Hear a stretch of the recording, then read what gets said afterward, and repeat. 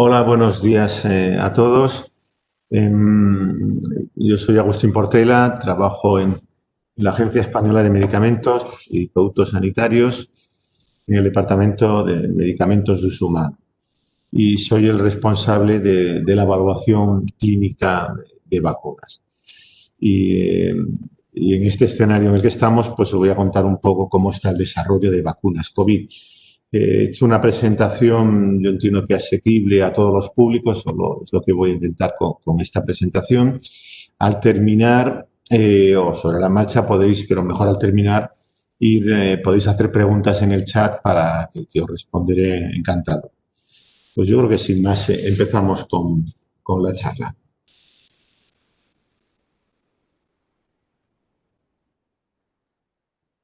Bueno, eh, hago primero una pregunta de examen. ¿Qué pasó el 13 de abril de 1955? No lo pongo fácil porque me supongo que muchos de la audiencia no habríais nacido entonces, ¿no? Pues fijaros qué pasó ese día.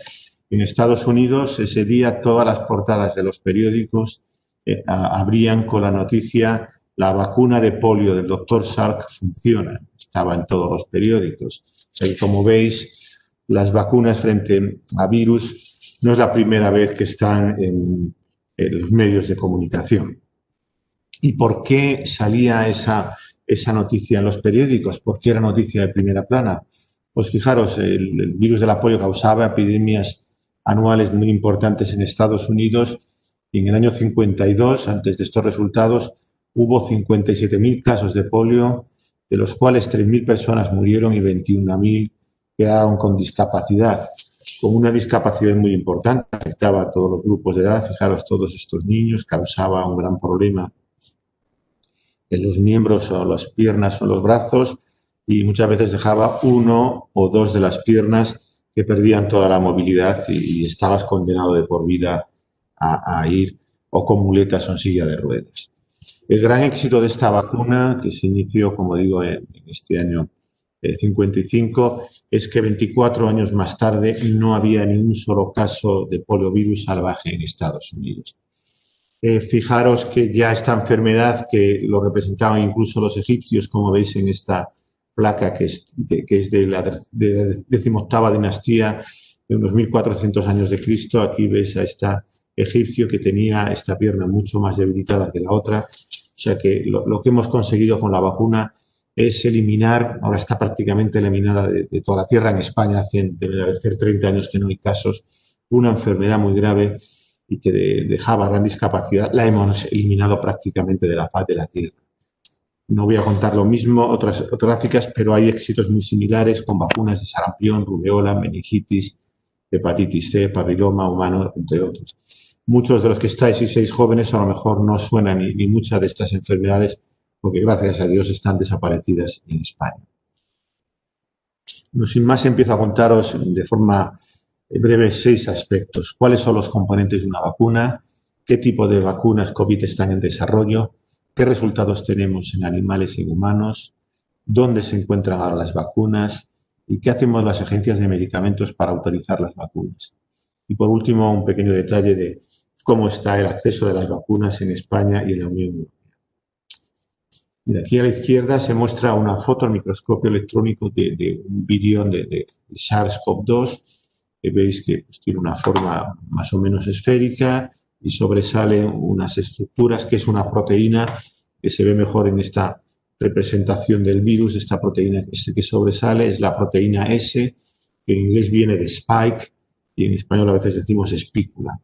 Yo utilizaré un poco estos nombres independientemente. Entonces, el virus está recubierto por unas 40 moléculas de esta proteína. ¿Qué es lo que hace esta proteína? Lo represento aquí, es la que se va a unir a un elemento que está en las células, que es lo que llamamos el receptor. Esta proteína se une al receptor de la célula y gracias a esta unión el virus entra a la célula y empieza a infectar. Aquí se ve a un detalle más molecular. Esta es la proteína esa, esta es la forma que tiene. Aquí estaría la membrana de la célula que va a infectar y el receptor es una proteína que se llama AC2. Aquí hay una interacción como una llave en una cerradura y y sin esta interacción el virus no puede infectar. Entonces, ¿qué es lo que está trabajando muchos laboratorios? Por analogía con otros virus de otras vacunas, es que si logramos, esta es de nuevo la proteína S de otra manera, que se interaccionen con ella, desarrollar anticuerpos, que lo que se unen es a esta proteína, vamos a evitar que pueda haber esta interacción, porque va a haber anticuerpos que lo bloqueen. Y entonces, casi todas las vacunas en desarrollo están utilizando la proteína S, la proteína Spike, la de espícula, para bloquear al virus. Si logramos bloquear esa unión del virus a la célula, hemos combatido la infección. Al final, le tenemos que enseñar al sistema inmune esa proteína para que produzca anticuerpos.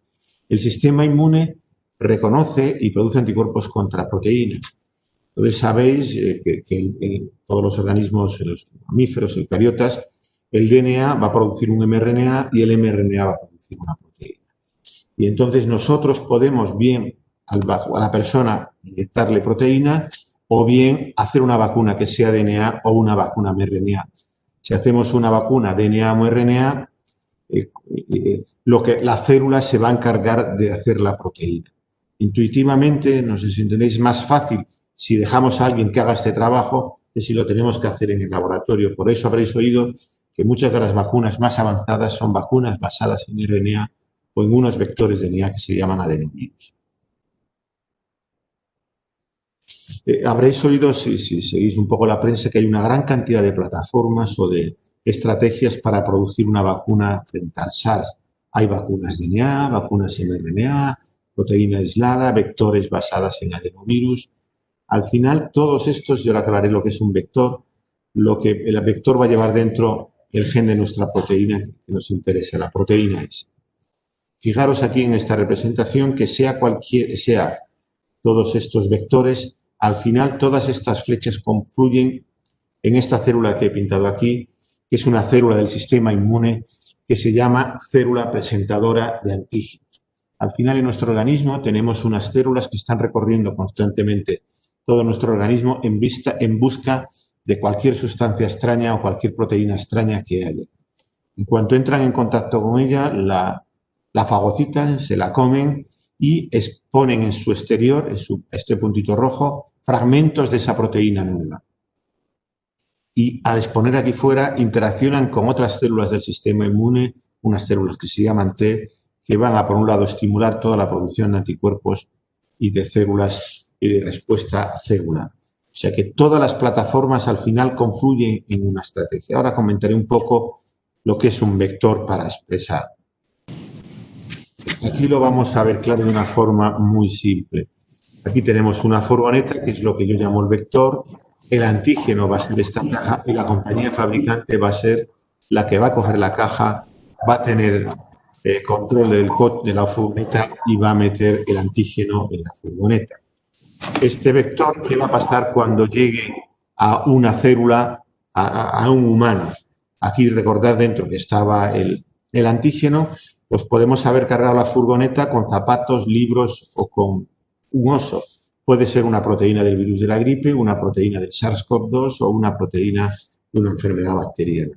Al final de cuentas, el vector lo que sirve es para transportar diferentes antígenos. Es siempre el mismo y lo único que dentro metemos el gen que nos interesa, en este caso SARS-CoV-2. Por eso es cuando habéis oído hablar de vacunas de adenovirus, que hay varias en desarrollo. ¿Por qué se utilizan virus como vectores? Porque los virus saben cómo entrar en una célula y expresar sus proteínas. De hecho, el SARS-CoV-2, como muchos otros virus, lo que hacen es tener un receptor, se unen a la célula, entra, expresan sus proteínas y la matan. Pues lo que aprovechamos es virus que no producen una enfermedad importante en humanos, como son un adenovirus, cogemos su genoma, lo cortamos, ponemos la proteína del SARS-CoV-2 y utilizamos toda la estructura del fuera de adenovirus, lo que sería la furgoneta, para dentro meter la caja con nuestro antígeno. Cuando esto se inyecta en la persona, lo que vamos a tener es expresión de la proteína de la espícula y inducción de respuesta inmune que esperamos que sea protectora.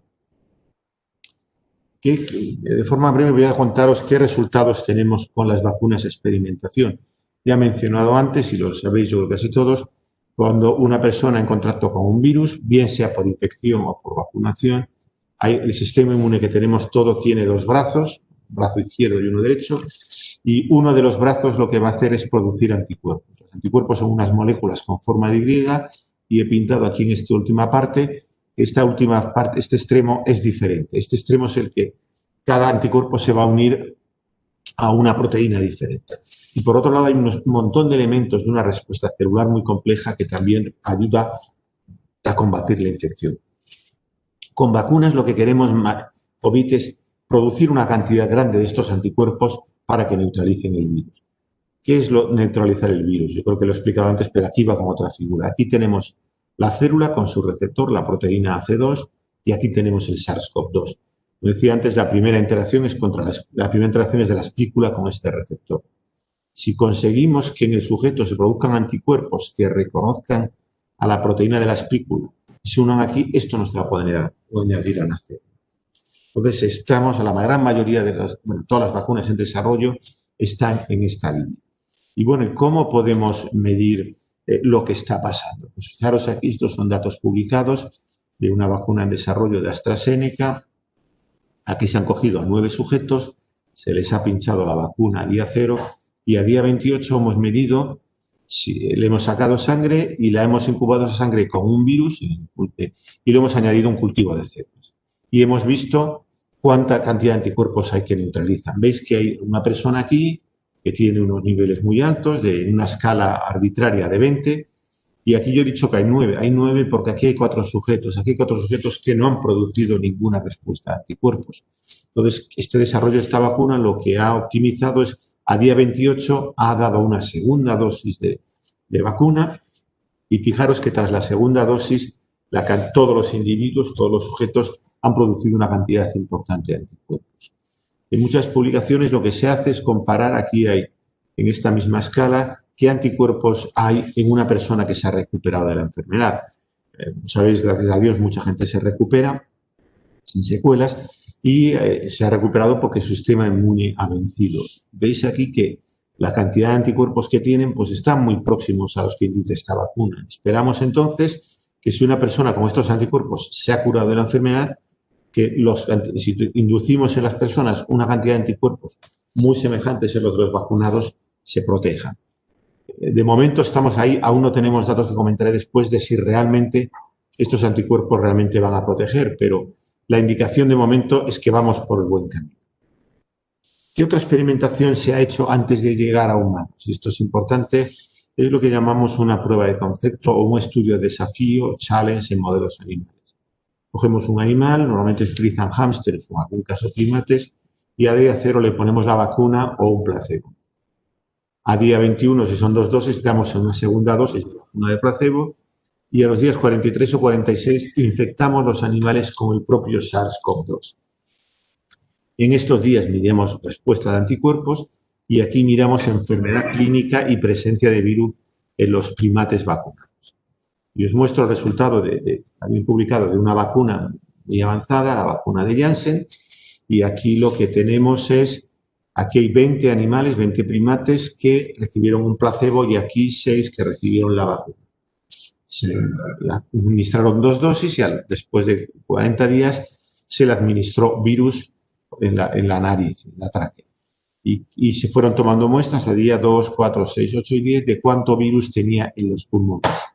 Y como veis, en los que estaban placebos, pues había, fijaros la cantidad, 1 millón de virus por mililitro en prácticamente todos los animales y esto perduraba por muchos días. Fijaros que en cambio en estos 6 primates vacunados con esta vacuna experimental, en ninguno de los 6, ni siquiera el día 2, hubo ningún virus en pulmones. Esta es una evidencia muy fuerte de que tenemos de que las vacunas funcionarán en humanos. Si conseguimos que esto se reproduzca en humanos, vamos a tener una vacuna que funcione. Y con estos datos se ha ido pasando a hacer experimentación en humanos. Y en este momento, fijaros, hay un gran trabajo y desarrollo en esto. Hay 249 candidatos en experimentación, 51 de ellos en ensayos clínicos. No todas van a llegar. ¿Y qué es un ensayo clínico? Un ensayo clínico es una experimentación que se hace en humanos. Y hay lo que nosotros llamamos 3 fases, fase 1, fase 2 y fase 3. Fase 1, decenas de sujetos, fase 2, centenas y fase 3, miles. Primero se vacunan muy poquitos sujetos, queremos tener una primera indicación de que la vacuna es segura. Entonces no podemos vacunar de principio miles, vamos a vacunar una decena y si vemos que ahí no hay ninguna señal de que diga que la vacuna no es segura, pasamos a centenas. Y si aquí tenemos una indicación de que no es segura, perdón, de que es segura, pasamos a miles, ¿no? Y por otro lado, estos nos van a permitir, primero tenemos una pequeña evidencia de respuesta de anticuerpos en decenas de sujetos, queremos datos más sólidos, más robustos, vacunando a centenas, y ya cuando tenemos una evidencia de que el sistema inmune funciona, nos vamos a ensayos en fase 3 y lo que vamos a hacer, en este caso se están reclutando del orden de 20.000 sujetos, a 10.000 le damos la vacuna, a 10.000 el placebo, y lo hacemos de una manera que se llama doble ciego, que es que la persona que administra la vacuna y la persona que recibe no sabe si ha puesto un placebo o si ha recibido un placebo o si ha recibido la vacuna, para que cada uno haga su vida normal, no tenga ninguna influencia en función de la reactogenicidad que vea y haga su vida normal. Y los dejemos durante un tiempo y cuando pasa un tiempo miramos cuántos casos de enfermedad hay en el grupo placebo y en el vacunado. Por hacer un ejemplo muy simple, si en el grupo placebo tenemos 100 casos y en el vacunado 10, tenemos una vacuna que reduce el 90% los casos de COVID. La eficacia vacunal sería del 90%. Si en cambio la reducción es de un 10 o un 20%, pues no sería una buena vacuna. Una vacuna que reduzca el 90% sería una muy buena vacuna. ¿Y dónde estamos ahora? Pues hay 4 compañías, AstraZeneca, Janssen, Moderna y Pfizer, que ya han iniciado sus fases 3 en el tercer trimestre de este año. Y esperamos que de alguna de ellas, antes de final de año, tengamos evidencias de si funcionan o no en esos ensayos en fase 3. Bueno, he mencionado un poco de pasada la seguridad en las vacunas. La seguridad, y esto yo creo que es muy importante resaltarlo, es primordial. Las agencias regulatorias tenemos esto clarísimo. ¿Por qué? En cualquier medicamento, pero más en las vacunas. Fijaros, las vacunas se dan a gente sana. La mayoría de los medicamentos, como sabéis, lo toman personas que tienen una enfermedad. Si uno tiene una enfermedad de corazón que se puede complicar y reducir la muerte y hay un medicamento que disminuye ese riesgo, pues la persona que va a recibir el medicamento está dispuesto a aceptar unas molestias de ese medicamento mayores que si lo que va a recibir es una persona sana. Entonces, las vacunas, la seguridad es primordial por eso. Muchas vacunas se administran a una población muy sensible por niños, con lo cual hay que extremar todos los controles de seguridad. Y si una vacuna, como hay muchas, entran en calendario vacunal, pues se utilizan masivamente y entonces hay que estar seguros de que son muy seguras. La vacuna de COVID inicialmente no se va a administrar a niños, pero sí se van a utilizar masivamente y a gente sana, con lo cual esto es primordial. Solo por mostraros un ejemplo de cómo se hace esto, es de una vacuna que es muy avanzada, de Moderna, pues lo que hacen las compañías, aquí han probado 25 microgramos de su componente de la vacuna, 100 o 250, y van mirando determinados síntomas, dolores de articulaciones, fatiga, fiebre, tras la primera dosis o la segunda dosis. Y van viendo qué porcentaje de personas tienen esta reactogenicidad y si vemos que la reactogenicidad en general es leve, que dura 1 o 2 días y que no te imposibilita ninguna actividad de la vida diaria, que solo te produce un poquito de dolor si te la han puesto en el brazo y un poquito de enrojecimiento que dura 2 días, pues es un perfil de seguridad. Bueno, por supuesto, cualquier reacción adversa grave sería inadmisible. Por grave entiendo que te deje una enfermedad grave, que te haga ir al hospital o, por supuesto, la muerte. ¿Cómo autorizamos vacunas a las agencias de medicamentos? Primero, siempre hay un laboratorio farmacéutico que trabaja y hace un desarrollo y ha desarrollado una vacuna. Y lo que quiere este laboratorio es que la vacuna venderla en las farmacias. Y en medio de este paso estamos las agencias reguladoras. En Europa tenemos con España la Agencia Española de Medicamentos y a nivel europeo, a nivel de la Unión Europea, se creó ya hace muchos años la European Medicines Agency, una agencia de medicamentos europea, que es la que prácticamente va a evaluar todas las agencias, todas las vacunas de COVID. Nosotros, nuestra agencia, como todas las demás países, participamos muy activamente en esta agencia. Esta agencia lo que hace es aglutinar la fuerza y la experiencia de todas las agencias nacionales para ayudar a evaluar medicamentos. ¿Y cómo evaluamos medicamentos las agencias? ¿Cuándo autorizamos que esta vacuna acabe en farmacias? Pues evaluamos lo que llamamos nosotros el cociente beneficio-riesgo. ¿Qué beneficios da la persona vacunada esa vacuna? ¿Qué eficacia le da frente a la prevención de la enfermedad? ¿Y qué riesgos, qué reacciones adversas? Una vacuna que tenga un perfil de seguridad malo, aunque sea muy eficaz, probablemente casi seguramente no se aprobará. En cambio, una vacuna que funcione bien con un perfil de riesgo bajo es la que se va a aprobar. Lo que he dicho al principio de que con un riesgo mediano se podía aprobar, a lo mejor se aprobarían a aquellas personas que tuvieran un riesgo muy, muy tremendo de una enfermedad grave, como pasaba antes, como dije, que tuviera una enfermedad cardíaca, podría asumir un cierto riesgo mayor que una persona que tuviera un riesgo muy pequeño de una enfermedad grave. Esto es lo que evaluamos nosotros. Las agencias reguladoras nunca miramos el coste de los medicamentos, sea el más caro o el más barato. Nosotros miramos que el medicamento realmente tenga un beneficio para la persona que lo va a recibir.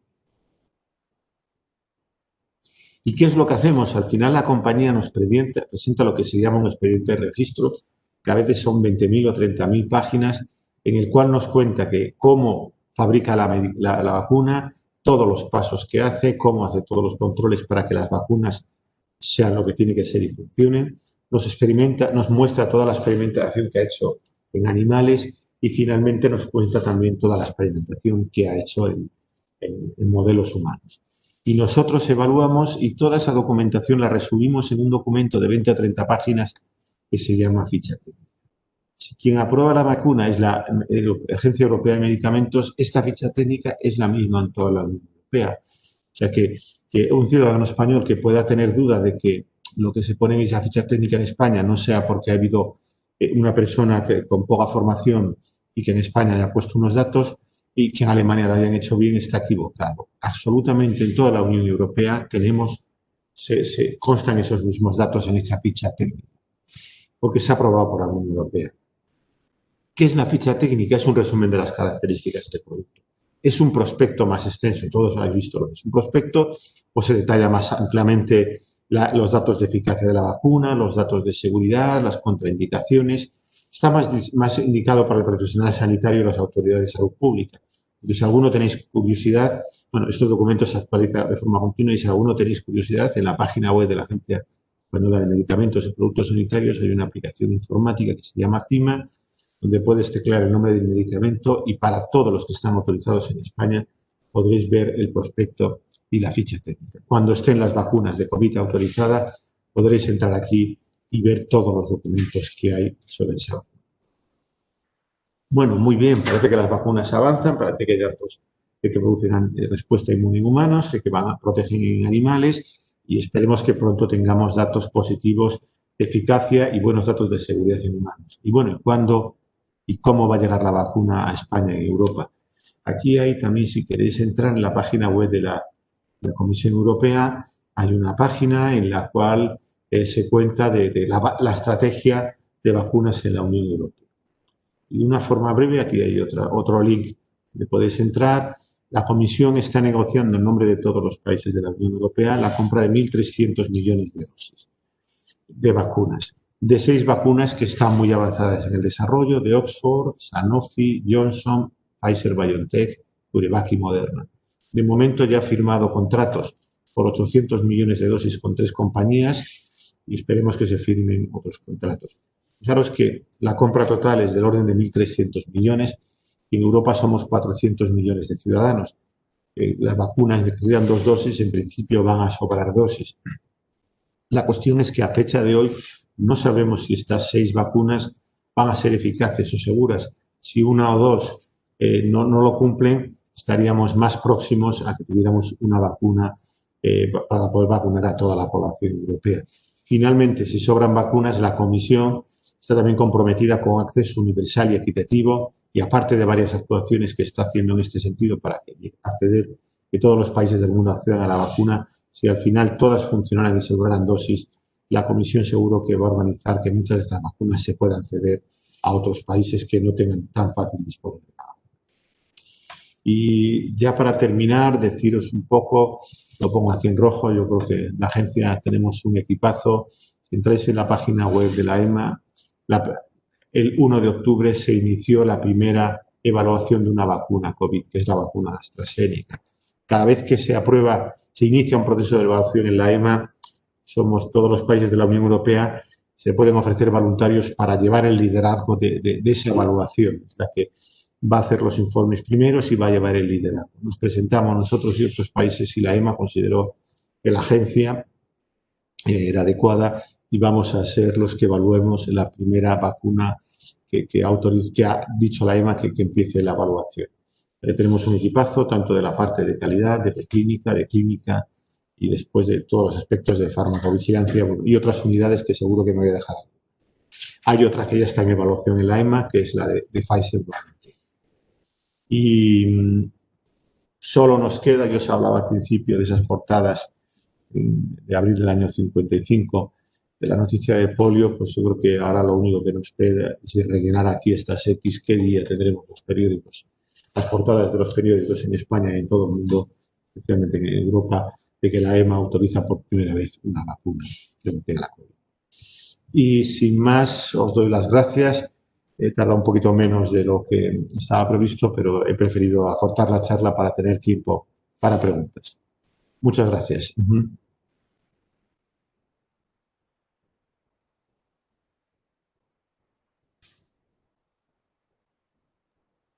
Van a llegar las preguntas por el chat, ¿verdad?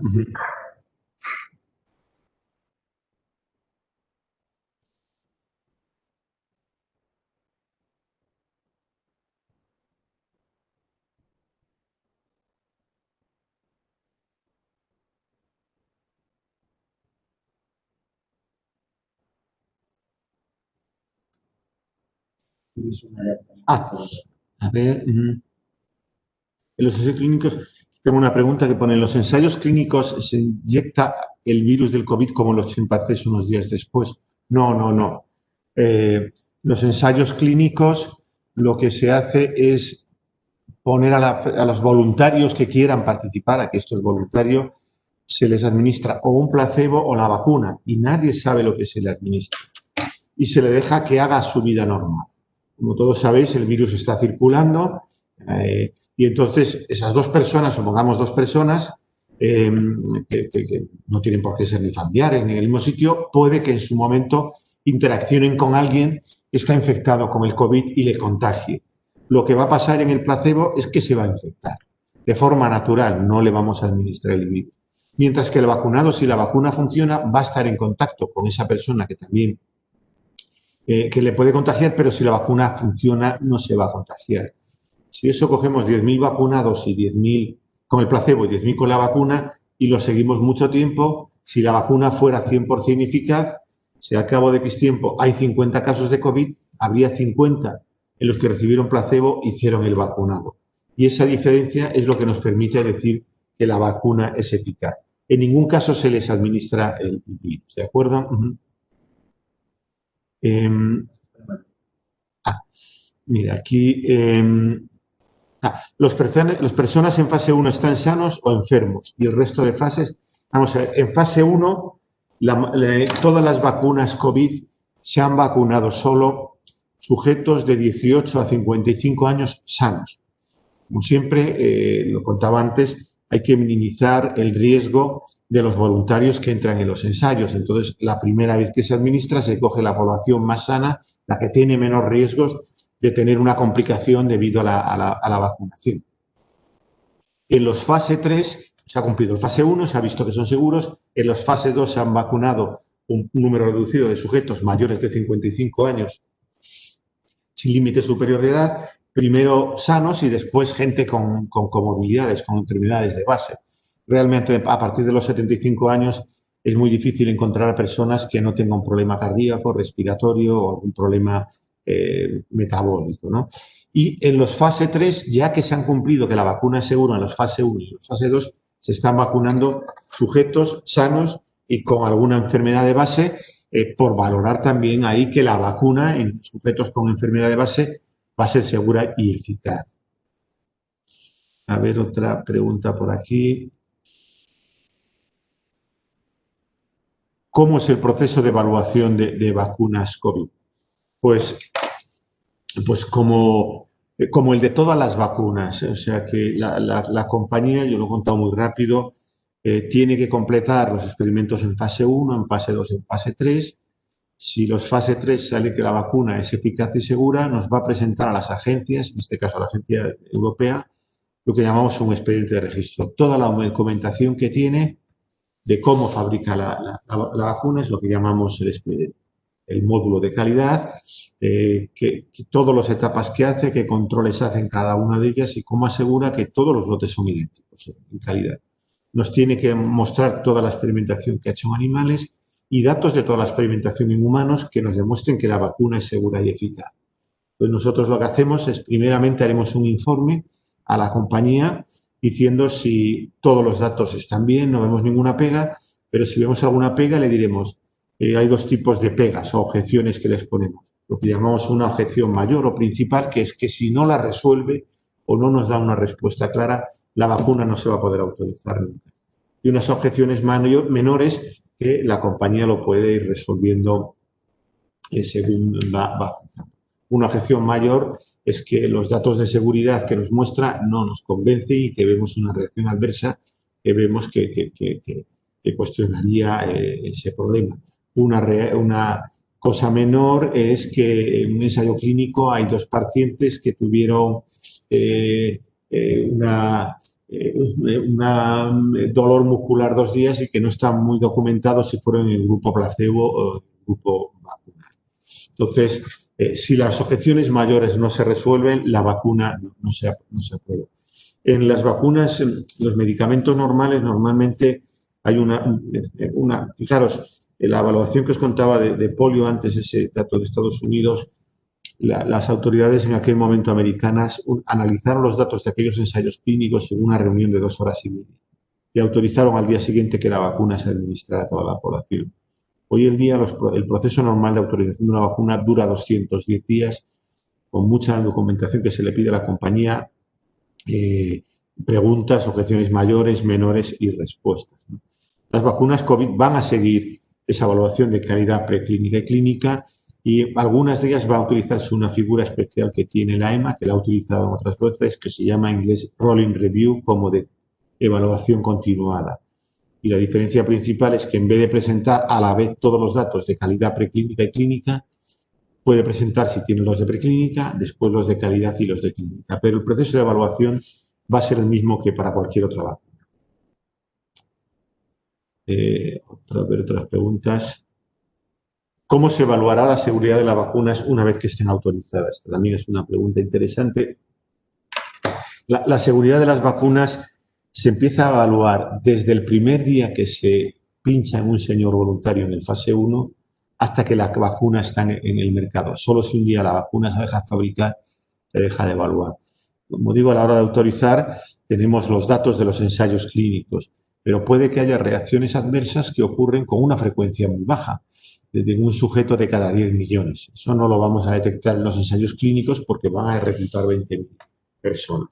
Entonces, todas las agencias tienen un departamento o una división de farmacovigilancia que lo que va a ir recogiendo información de reacciones adversas. Si habéis mirado los prospectos, veis que en cualquier prospecto, alguien que toma un medicamento, hay una dirección de la página web de aquí de la agencia donde puede él mandar que ha tenido una reacción adversa del tipo que sea. Esa misma reacción, si la persona que ha tomado el medicamento se lo comunica a su médico, el médico lo puede mandar también a la agencia. Y las agencias de medicamentos, las divisiones de farmacovigilancia, evalúan toda esa información y miran si cada una de esas reacciones adversas hay lo que llamamos nosotros una relación causal o temporal con la vacuna. ¿Qué quiere decir esto? Es que yo puedo ponerme una vacuna y mañana tener un dolor muy fuerte en la rodilla. Entonces, pero a lo mejor si no me hubiera puesto la vacuna hubiera tenido ese dolor fuerte en la rodilla porque tengo yo una enfermedad que me va a dar la cara, que va a manifestarse mañana. Me va a doler la rodilla, pero no tiene una relación causal de que la vacuna me haya producido ese dolor de rodilla. Es una asociación temporal, que hoy me he vacunado y al día siguiente aparece. Entonces, las unidades de farmacovigilancia lo que hacen es evaluar todos esos casos y distinguir lo que es una relación temporal con la causal. Lógicamente, las temporales no van a motivar ninguna actuación de las agencias de medicamentos. Las causales sí, se va a investigar más en detalle, se va a confirmar si ese efecto puede relacionarse con la vacuna y si se relaciona en función de la gravedad puede dar lugar a que la vacuna se retire del mercado. Vamos a ver si prisa. El proceso de investigación se ha acelerado mucho, se están solapando fases. ¿Es igual de seguro ir tan deprisa? Mira, pues por ejemplo, os voy a poner un ejemplo.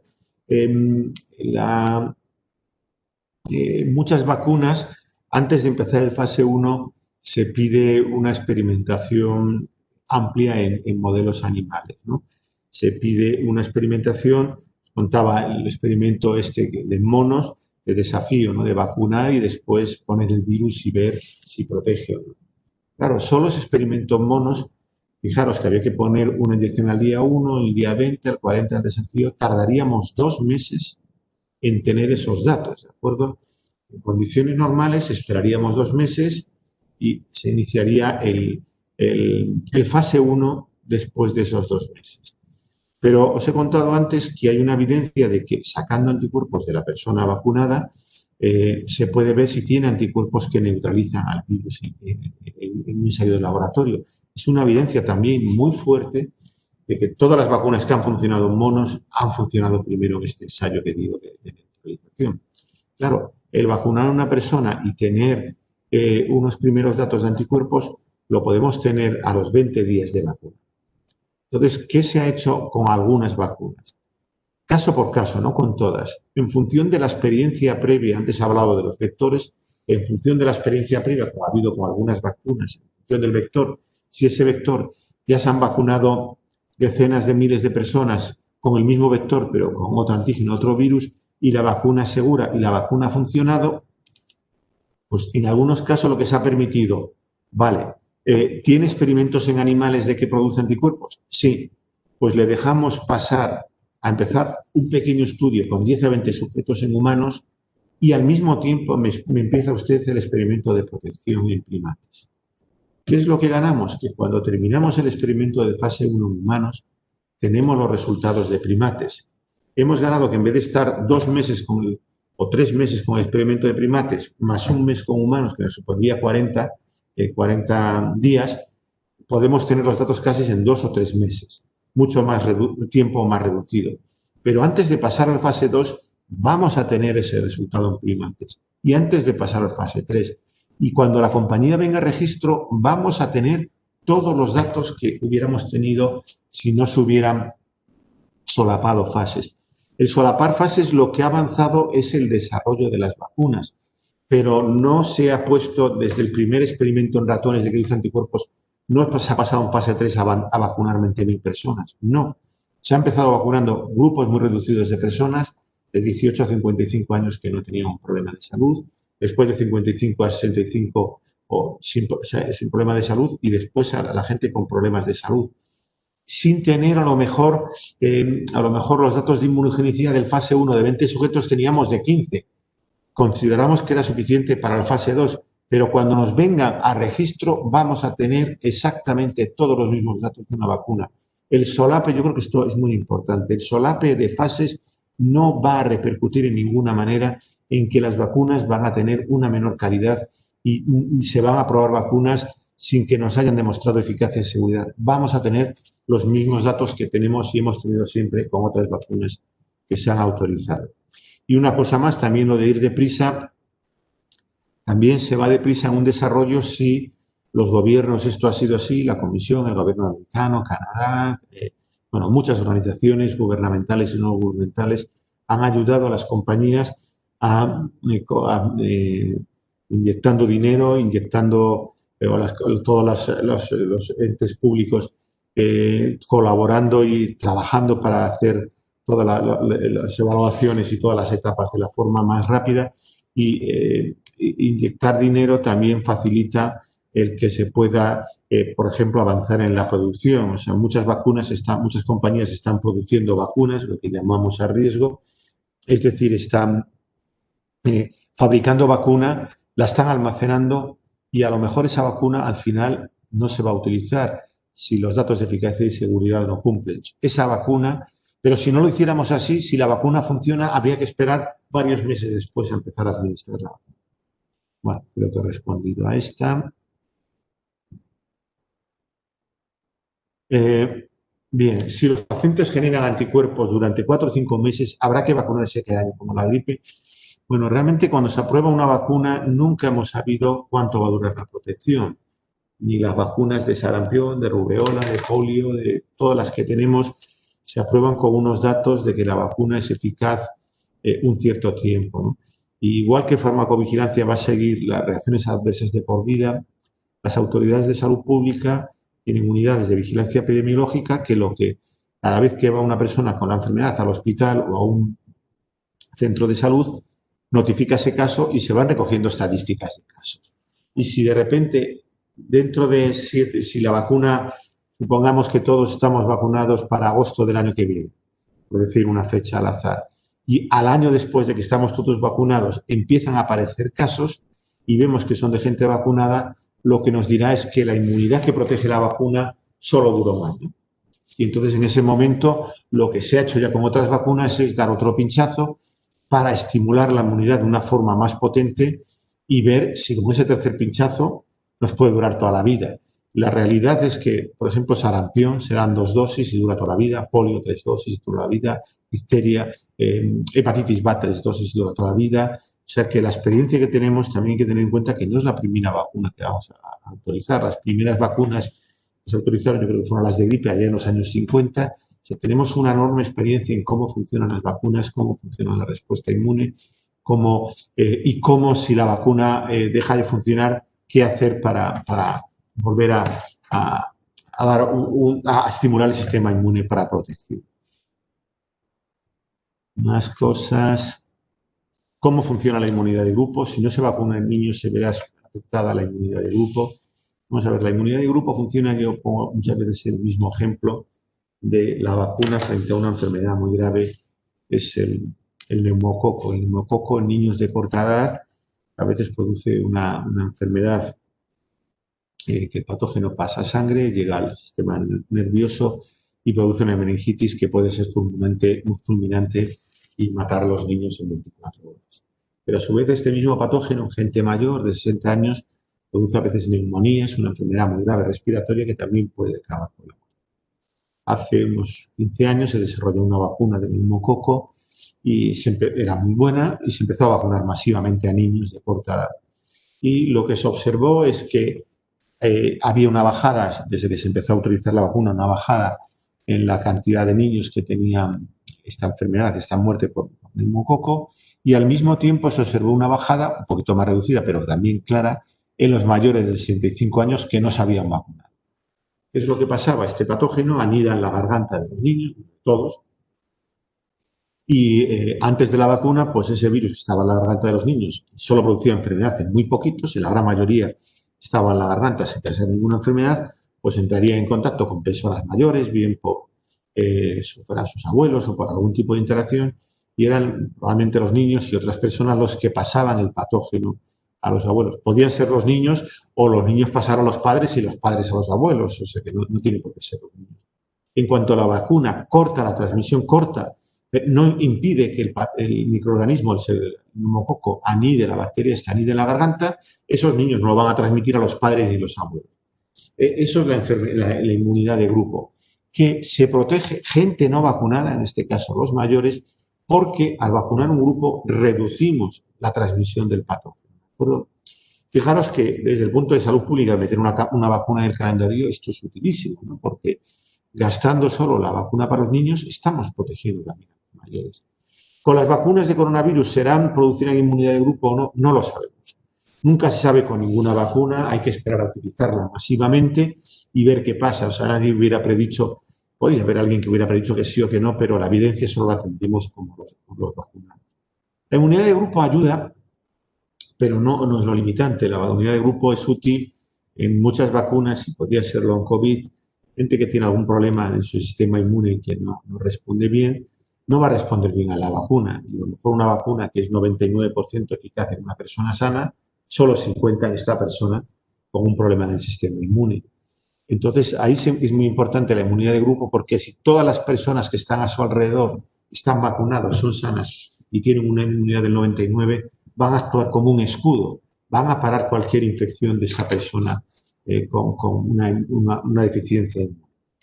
O sea que sería muy bien. Que sean niños o no, eso no es tan importante, porque una persona que trabaja en un determinado ambiente, que solo esté en contacto con adultos y que todos los alrededor estén vacunados, si funcionan ahí, si previene bien, aunque no haya inmunidad de grupo, si previene, no va a haber transmisión a otras personas. Son las vacunas eh, son las vacunas eficaces para las distintas cepas de COVID-19. Las diferentes cepas pueden generar síntomas o secuelas distintas. De momento, lo que se ha identificado en COVID el COVID tiene un genoma muy largo, de 20.000 nucleótidos, y cada vez que se copia, la polimerasa que copia, pues hace mutaciones. Y cuando salen de la célula, hay alguno que tiene una mutación en el residuo 3027, otro en el 6040, etcétera, ¿no? Y algunos virus son igual. Esas mutaciones, ese virus con esa mutación, el nucleótido 3000, puede infectar a otra persona y al multiplicarse puede llevar, además de la 3000, tener otra mutación en el sitio 7000. O sea que los virus, igual que las personas, pues cualquier ser vivo, al multiplicarse genera variabilidad. Esta variabilidad puede ser que tenga muy poca relevancia o que tenga mucha relevancia. Por poner un ejemplo muy simple, porque la audiencia no quiero entrar en tecnicismos, es como un león que sea de color marrón o marrón pálido. Pues estos podríamos llamarle que son dos cepas diferentes, pero ¿creéis que realmente por este cambio de color el león, si estos son dos virus diferentes, realmente va a ser diferente o una trampa que tengamos para cazar leones no va a funcionar? Pues no. Pues si las dos cepas de virus son muy parecidas a todos los leones, no va a tener influencia. Si el león la mutación lo que le hace es dar la capacidad de correr 3 veces más rápido o tener dientes más afilados o tener las patas más largas, pues a lo mejor sí que podría causar un problema. Por decirlo de una forma simple, las cepas básicamente que se han utilizado, aislado hasta ahora de coronavirus, son más parecidas a los leones marrón y marrón claro. No podemos excluir que mañana aparezca una cepa mucho más violenta, pero de momento las que hay no parece que haya cepas que vayan a ser más virulentas ni que vayan a ser menos sensibles a las vacunas en desarrollo. Espero que haya sido claro. Y última pregunta, ¿qué se sabe sobre las vacunas de Rusia y de China? ¿Existen publicaciones sobre ellas? ¿Son eficaces? Pues de Rusia y de China lo único que sabemos son unas pocas publicaciones que hay en revistas científicas. Hay más datos sobre las vacunas chinas que de la rusa. La verdad que es de las vacunas chinas, de alguna de ellas hay experimentación en modelos animales que son muy sugerentes, parecidas al que he mostrado yo en primates de que van a conferir protección. Y alguna evidencia de inmunización en humanos de fase 1 que también es muy prometedor. Algunas de ellas están en fase 3. Realmente hay menos datos publicados de ellas que de otras que están desarrollando Europa, Estados Unidos, Canadá y otros países. Y de la rusa solo tenemos una publicación con muy pocos sujetos y que, bueno, tiene unos primeros indicios de que puede funcionar, pero están en fase 1, le falta el fase 2 y fase 3. Lo único que deseamos, como a todas, es que sean exitosas porque sería en beneficio de todo el mundo. Pues yo creo que si no hay más preguntas, pues bueno, espero que os haya ilustrado la charla y que os haya entretenido y que os haya transmitido un poco la situación actual de las vacunas. Nada, muchas gracias a todos.